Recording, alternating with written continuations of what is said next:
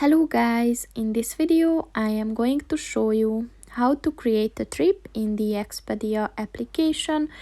But first I just want to mention, don't forget to subscribe to my channel, because at 10,000 subscribers I am going to show you my whole YouTube revenue statistics and growth strategy, as well as how to make money online.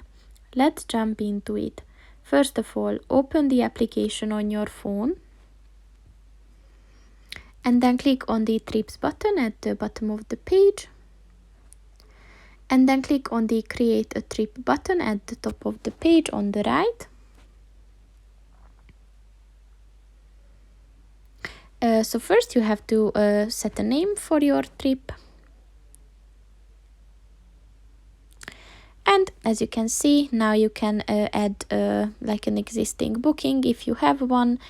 For that you need to provide the itinerary number, and then just click on the continue button and add your booking. So that's pretty much it for this video, guys. See you in the next one. Goodbye.